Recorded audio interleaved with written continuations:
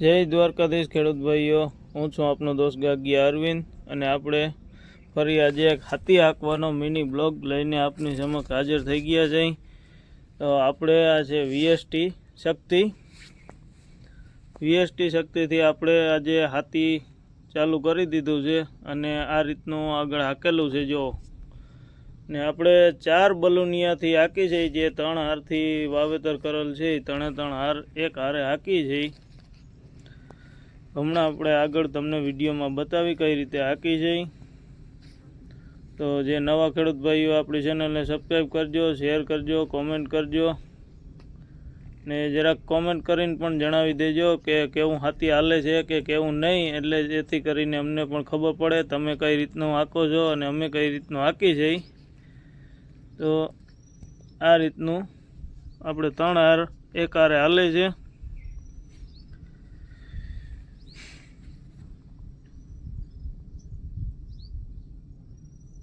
ચાર બલુનિયા છે, જે વચ્ચેના મોટા હોય છે અને સાઈડના નાના હોય છે. જે આપણે 3 હાર વાવેતર કરેલ હોય એ 3 હાર હાલે. જે આ પણ 24ની જારી આપણે આ ગિરનાર 4 છે.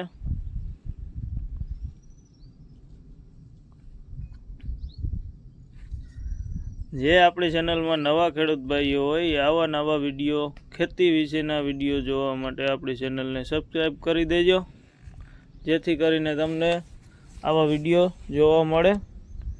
જે અમે જે કાંઈ ખેતીમાં જે કોઈ હાથી હાંકી, દવા છાંટી કે જે કાંઈ નવા કામ કરીએ આપણે વિડીયોમાં બતાવી છે.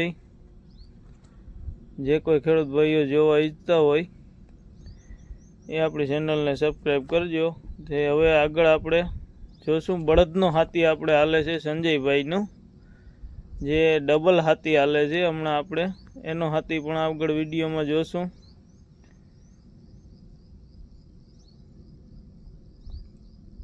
તો આમાં પણ આપણે ઈનનો રાઉન્ડ મારી દીધો છે. હવે આપણે આગળ જોઈએ છે સંજયભાઈનો હાથી હાલે છે.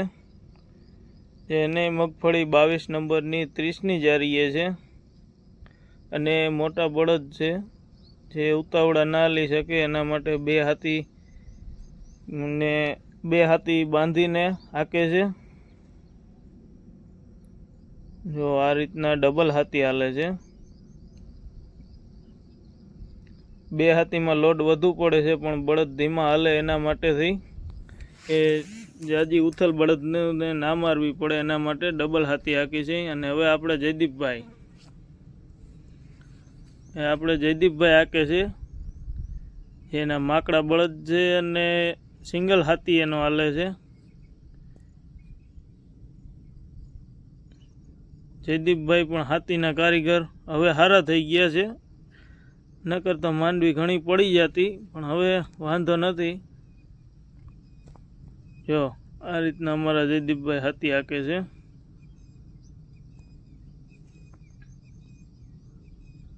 આ પણ 22 નંબર જ છે.